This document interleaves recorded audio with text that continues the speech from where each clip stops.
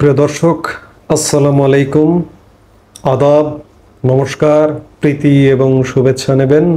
সাজ্জাদ কাদির এই মুহূর্তে আপনাদের সামনে কথা বলতে এসেছি।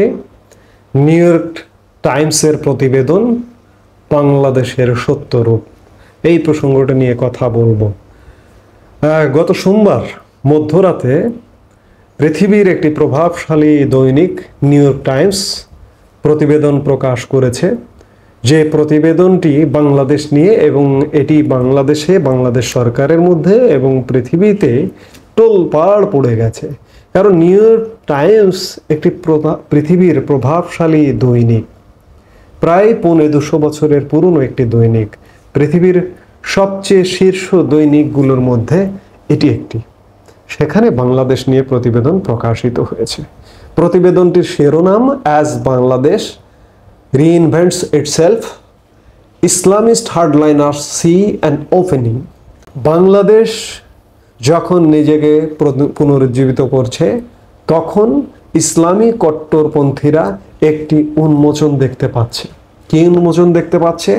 তাদের নিজেদের বিকশিত করবার একটি অবারিত দ্বার উন্মোচন দেখতে পাচ্ছে। প্রতিবেদনটির শিরোনাম এখানে এইরকম। প্রতিবেদনটিতে বলা হয়েছে, বাংলাদেশের কর্তৃত্ববাদী নেতাকে উৎখাতের পর এক ধরনের রাজনৈতিক শূন্যতা তৈরি হয়েছে। এই শূন্যতার মধ্যে একটি শহরের ধর্মীয় মৌলবাদীরা ঘোষণা দিয়েছে তরুণীরা আর ফুটবল খেলতে পারবে না। আরেকটি শহরে ইসলামী মৌলবাদীরা এমন এক ব্যক্তিকে ছেড়ে দিতে পুলিশকে বাধ্য করেছে, যিনি হিজাব না পরায় প্রকাশ্যে এক নারীকে হেনস্থা করেছিলেন। পরে তাকে ফুল দিয়ে বরণ করা হয়, অর্থাৎ পুলিশকে ছেড়ে দিতে বাধ্য করা হয়েছে, এবং পুলিশ যখন ছেড়ে দেয় তখন সেই টিজ করা ব্যক্তিটাকে ফুল দিয়ে বরণ করা হয়। এমন ঘটনা ঘটেছে, এগুলো সত্য ঘটনা। এরপর আরও নির্লজ্জ আহ্বান জানানো হয়েছে। ঢাকার এক সমাবেশে বিক্ষোভকারীরা হুঁশিয়ারি দিয়েছে, সরকার যদি ইসলাম অবমাননাকারীদের মৃত্যুদণ্ড না দেয়, তাহলে তারাই তাদের মৃত্যুদণ্ড কার্যকর করবেন। এর কয়েকদিন পর একটি নিষিদ্ধ ঘোষিত গোষ্ঠী ইসলামী খেলাফত প্রতিষ্ঠার দাবিতে বড় মিছিল করেছে। বাংলাদেশ যখন গণতন্ত্র পুনর্নির্মাণ ও 17.5 কোটি মানুষের জন্য নতুন এক ভবিষ্যৎ তৈরির চেষ্টা করছে, তখন দীর্ঘদিন ধর্মনিরপেক্ষতার আড়ালে লুকিয়ে থাকা ইসলামী উগ্রপন্থীরা প্রকাশ্যে আসতে শুরু করেছে। ইসলামপন্থী বেশ কয়েকটি দল ও সংগঠনের প্রতিনিধিরা, যেগুলোর মধ্যে কয়েকটি আগে নিষিদ্ধ ছিল, বিভিন্ন সাক্ষাৎকারে স্পষ্ট ভাষায় বলেছেন তারা বাংলাদেশকে আরও মৌলবাদী পথে নিয়ে যাওয়ার জন্য কাজ করছেন। এই পরিবর্তন দেশের বাইরে থেকে খুবই সামান্য নজরে এসেছে। ইসলামপন্থী নেতারা জোর দিয়ে বলেছেন, বাংলাদেশে এমন একটি ইসলামী সরকার হোক, যে সরকার ইসলাম অবমাননাকারীদের শাস্তি দেবে এবং শালীনতা প্রতিষ্ঠা করবে। এই অস্পষ্ট ধারণাগুলো অন্যান্য জায়গায় বেআইনি কর্তৃপক্ষের শাসন বা ধর্মতান্ত্রিক শাসনের পথ তৈরি করে দিয়েছে। নতুন সংবিধানের খসড়া তৈরির সঙ্গে জড়িত আছেন এমন একজন কর্মকর্তাও স্বীকার করেছেন যে এই খসড়ায় বাংলাদেশে যে একটা ধর্ম নিরপেক্ষ চরিত্র আছে, সেই চরিত্রটি বাদ দেবার প্রস্তাব করা হয়েছে। সেখানে বহুত্ববাদ প্রতিস্থাপন করা হবে এবং দেশকে আরও ধর্মীয় ভিত্তিতে পুনর্গঠন করা হবে। সংবিধান সংশোধনকারী একজনও এমনটা বলেছেন, এবং সত্যি কথা যে এই প্রস্তাবটি বহুত্ববাদের কথা বলা হয়েছে এবং ধর্মনিরপেক্ষ চরিত্রটিকে বাদ দেবার কথা বলা হয়েছে। দেশের নিপীড়ক প্রধানমন্ত্রী শেখ হাসিনাকে ক্ষমতাচ্যুত করতে যেসব নারী শিক্ষার্থী পথে নেমেছিলেন, তাদের জন্য মৌলবাদীদের এই উত্থান বিশেষভাবে বেদনাদায়ক। নারী শিক্ষার্থীরা শেখ হাসিনার একদলীয় শাসন পরিবর্তে গণতান্ত্রিক ও উন্মুক্ত পরিবেশ প্রতিষ্ঠা হবে বলে আশা করেছিলেন, কিন্তু তাদের এখন ধর্মীয় লোকরঞ্জনের বিরুদ্ধে লড়তে হচ্ছে। তাদের লড়াই করতে হচ্ছে এমন গোষ্ঠীর বিরুদ্ধে যারা হিন্দু ও ইসলামের ছোট ছোট সম্প্রদায়ের অনুসারী সহ নারী ও ধর্মীয় সংখ্যালঘুদের ঝুঁকিতে ফেলে দিয়েছে। প্রতিবেদনে আরও বলা হয়েছে যে শেখ হাসিনার পতনের পর পুলিশের মনোবল ভেঙে পড়েছে। তারা আজ নিজেদের অবস্থান ধরে রাখতে পারছে না।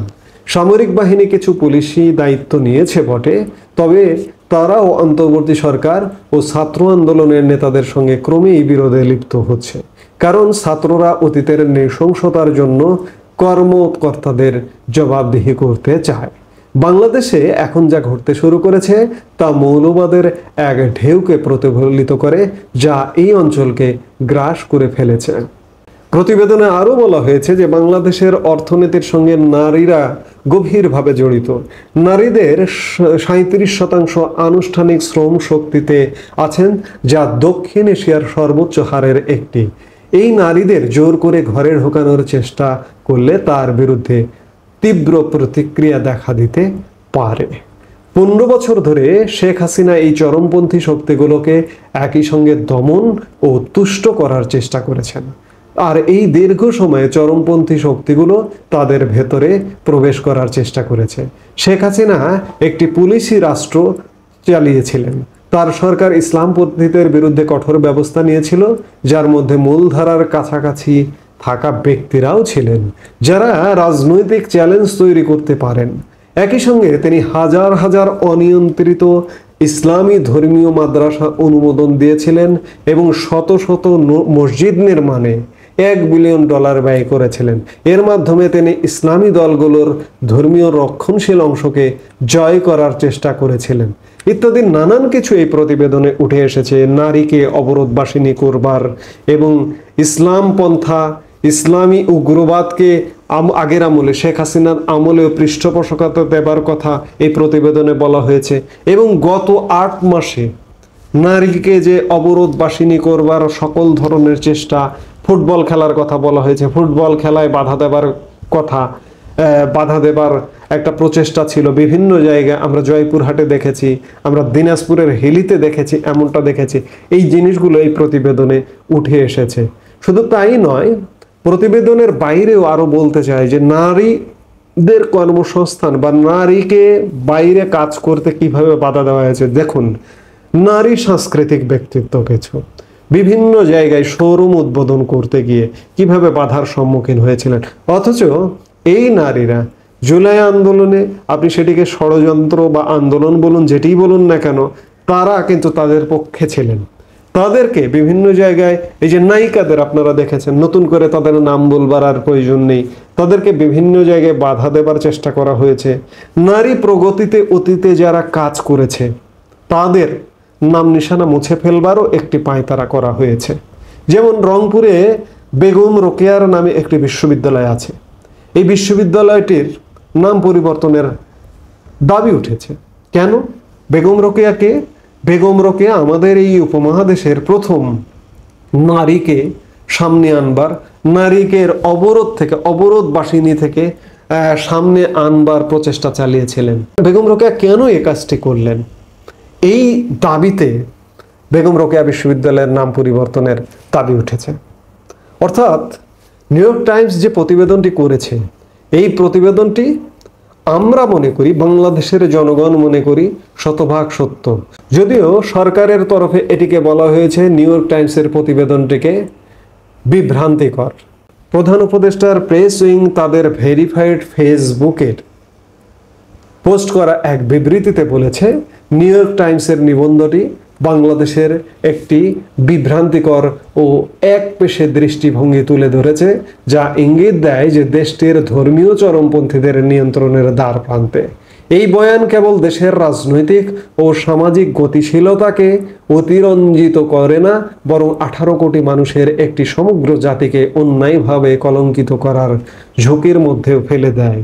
আমি বাংলাদেশের একজন নাগরিক হিসেবে, বাংলাদেশের মানুষ হিসেবে, বাংলাদেশের যে তথ্য উপাত্ত আমার মগজে ঢোকে, আমি যেটি পাই সেটি হচ্ছে নিউ ইয়র্ক টাইমস যে প্রতিবেদনটি করেছে সেটিই সঠিক, এবং প্রেস উইং যে বিবৃতি দিয়েছে সেটি সঠিক নয়।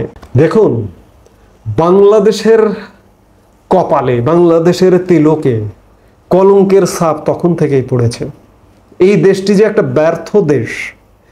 আমরা যে 2024-এর আগস্টের আগ পর্যন্ত যেভাবে দাপটের সাথে মাথা উঁচু করে থাকতাম, সেই মাথাটাকে হেট করে দিয়েছে বাংলাদেশ সারা পৃথিবীতে। বাংলাদেশের কর্মকাণ্ড সেটি যখন একটা দেশের সরকার প্রধানের ঘর বাড়ি লুট করা হয়, যখন একটা দেশের পার্লামেন্টে ঢুকে তাণ্ডব চালানো হয়, যখন একটা দেশের প্রধান বিচারপতির বিচারালয়ে ঢুকে তাণ্ডব চালানো হয়, বাসভবনে ভাঙচুর করা হয়, তখনই বাংলাদেশ আসলে কি সারা পৃথিবীতে পরিচিত লাভ করেছে।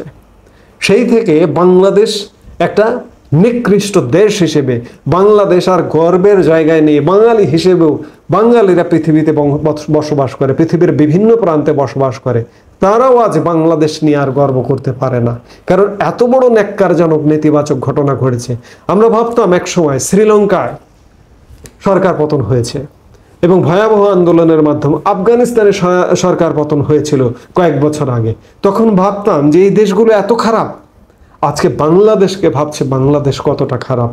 আমরা সেই অগাস্ট মাস থেকে দেখিয়ে দিয়েছি বাংলাদেশ কতটা খারাপ, এবং বিগত 7-8 মাস ধরে দেখিয়ে দিচ্ছি নারীর প্রতি সহিংসতা, নারীকে অবরোধবাসিনী করবার একটি প্রচেষ্টা, এবং ইসলামের নামে উগ্রপন্থার উত্থানের এমন কোনো কর্মকাণ্ড নেই আমরা যা দেখছি না।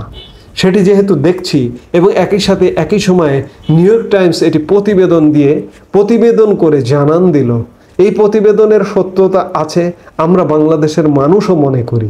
সরকার যেটি বলছে, সরকার নিজের জন্য সাফাই গাইতে পারে, কিন্তু সাফাই গাইয়ে যে এটিকে প্রুফ হয়ে যাবে, এটি একদম সলিউশন হয়ে যাবে তা কিন্তু নয়।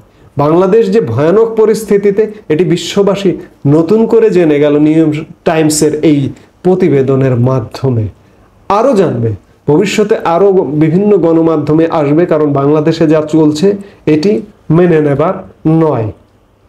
এই মুহূর্তে এ পর্যন্তই। সবাই ভালো থাকুন, সুস্থ থাকুন।